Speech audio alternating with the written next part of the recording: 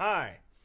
I can promise you that if technology like this existed when I was in Lexington, we would have done a talk show like Merv Griffith, just like this. We would have had, because we talked about doing roasts and stuff. Who would you like to? Who would you have roasted? You know who we were going to roast? Rich. Rich. Is Rich the same as Big Head? No. No. Good I don't God, know. You've got this cast of characters that you constantly refer to that Big I don't know Head who they Todd are. he's alive and well. Big Head Todd and the Monsters. That's where he get his nickname. Also, he's arrogant. I wasn't the one that dubbed him that. That was my friend Nancy called him Big Head. I couldn't remember anybody's name, and so I was just like Big Head. I can remember that, and that's what you know how that goes. A lot of people got their nickname because of my bad memory. So yeah. So what's going on, man? Oh man, it's been nothing but fun, loving, good times. You brought some things with you. Is that all show related things? Yes. Okay. I only brought a thing. You only brought one thing. So let's talk about the fight. Did you watch the fight? I did. Are you kidding me? Who are you talking to? Of course I watched the fight. Hey, Andy. It was a. Did you see it? I did not see it. I read about it the next day. I watched a little bit of the undercard. I only watch the undercard. That's kind of my thing. You picked up. Anytime there's a big time boxing match, you get the undercard's flushable.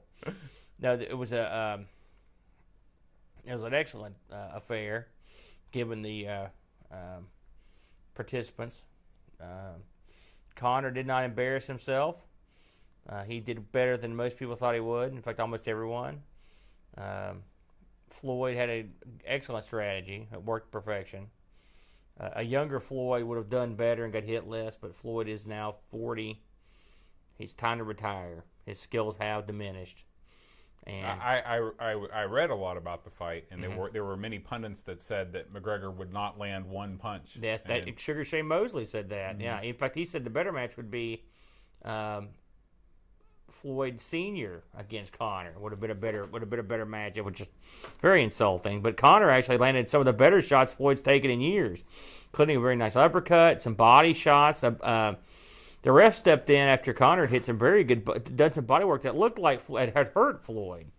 But it's hard to tell if Floyd was really hurt. Floyd's very difficult to really hurt. And Conor was never really hurt. He just ran out of gas. Mm-hmm. And yeah, because I imagine that boxing matches last a whole lot longer than MMA, right? Not a whole lot, but it's a different type of action. It's a boxing a big time 5-round MMA fight will last 5-minute rounds, 25 minutes. A big time boxing match that goes 12 rounds, it goes 36 minutes. So that doesn't sound like that much, but it is. And MMA has a different rhythm to it. MMA, you're going to spend time on the ground. You've got areas where you can get a little rest. Where boxing, pretty much, it's hard to rest. You're always walking around. I think the glove change helped Conor have a little more endurance than he would have had when they switched down to the smaller gloves, because it was easier to keep his hands up. But a good fight. I enjoyed it.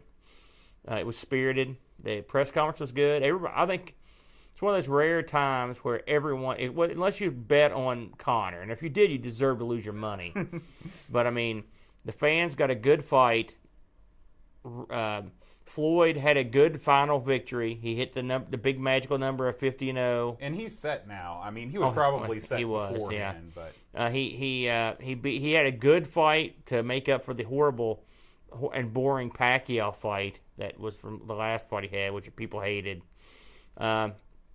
Conor got a huge payday, as did Floyd. Conor got his name out there. He's a big-time star now. He was big before, but now he's super big. Do you think that he's going to return to the boxing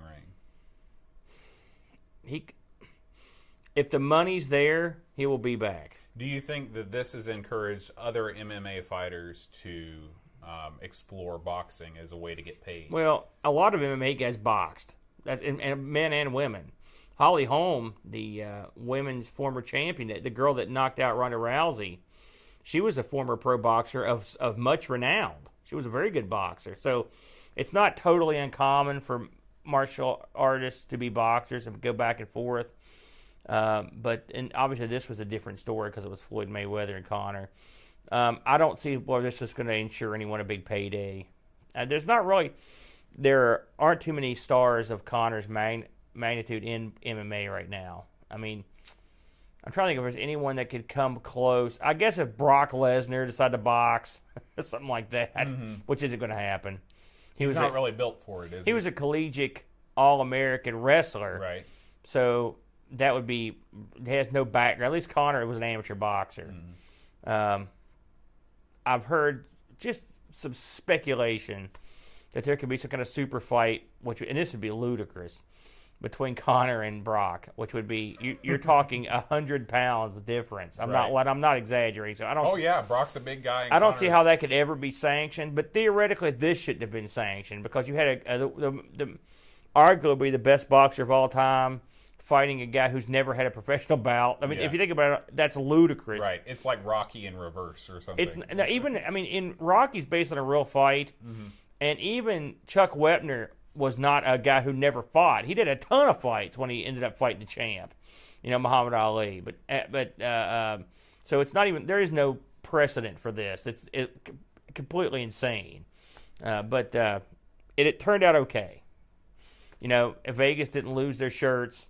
A lot of people that bet on Conor were disappointed, but I don't know what y'all were thinking.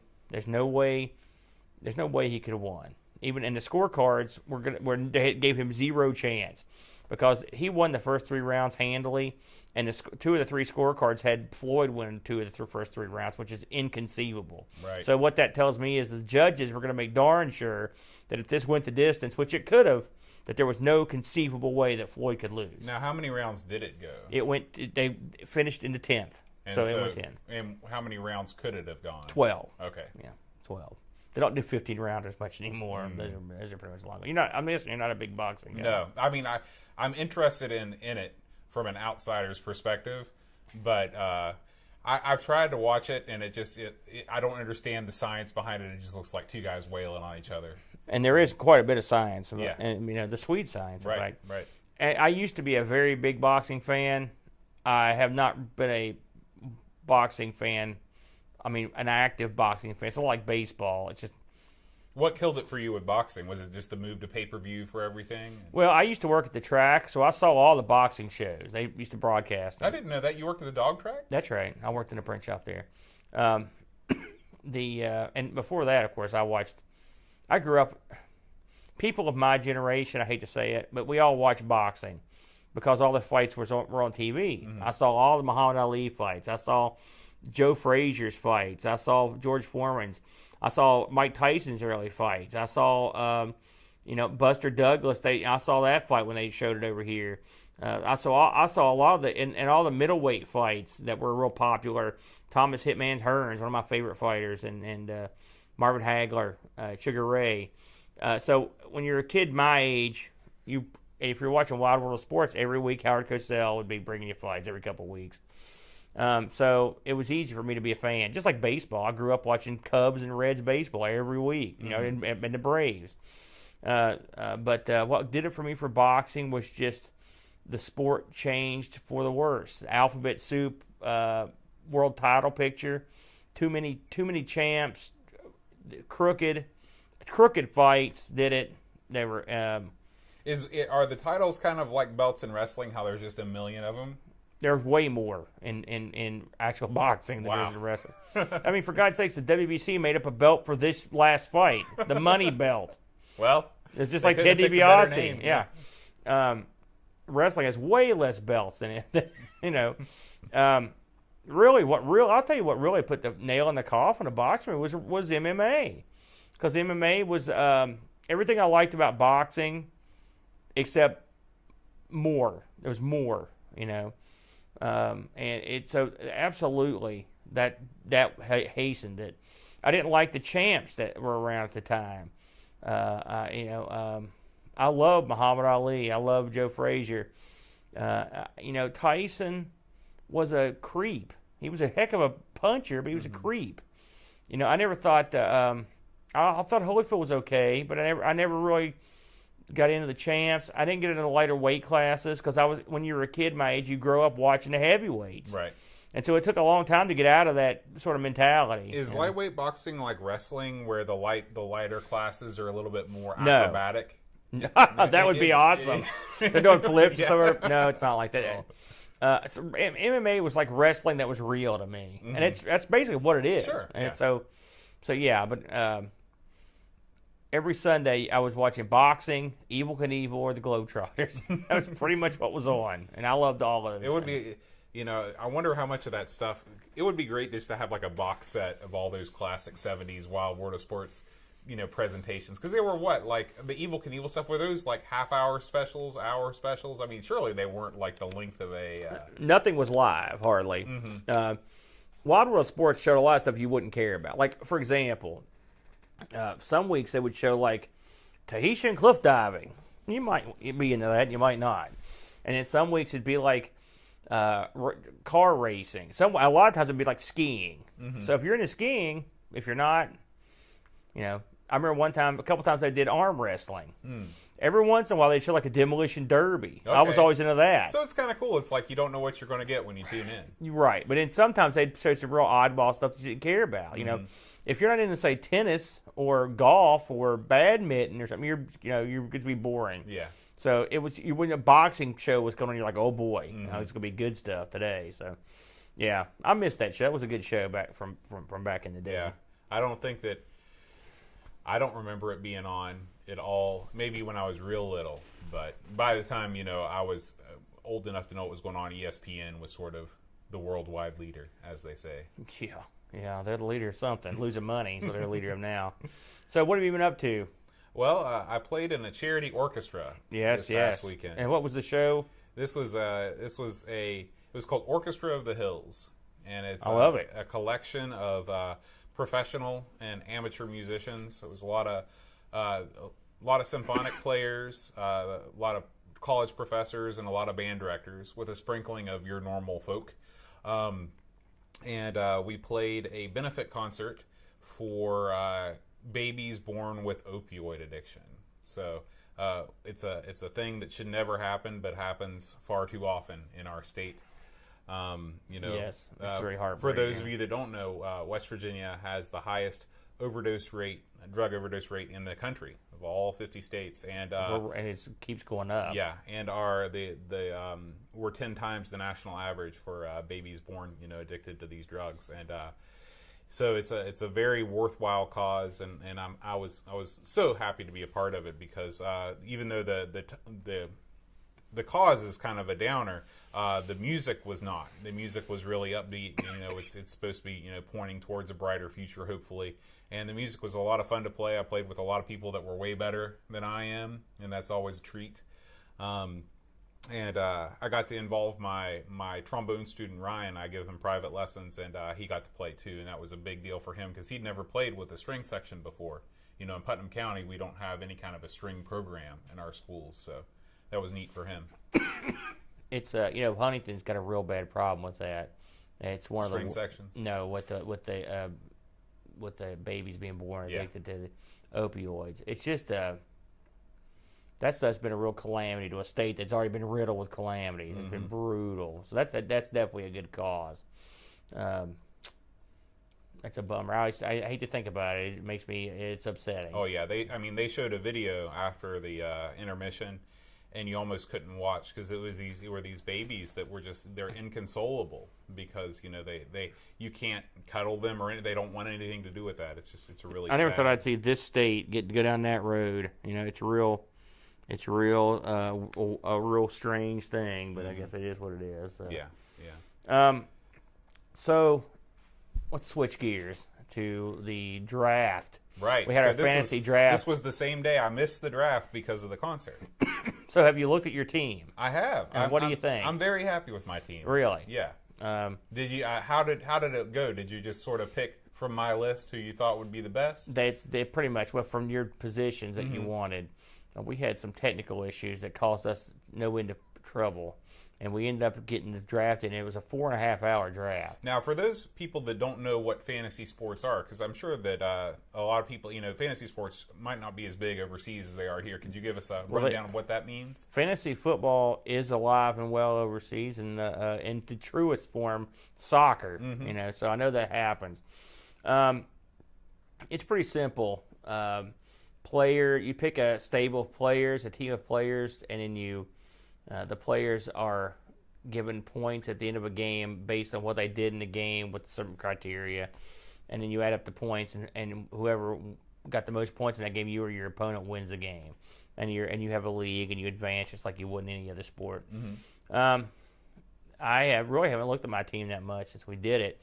I was pulling triple time, trying to make sure everything worked okay.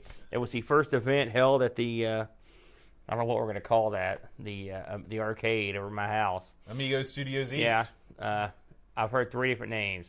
What is it? No, the real name of it is the Sorcerer's Lair. The Sorcerer's, right? What was that? The Sorcerer's Latrine? It's not Valley. Help me out? Hollow. And then my kid calls it his clubhouse.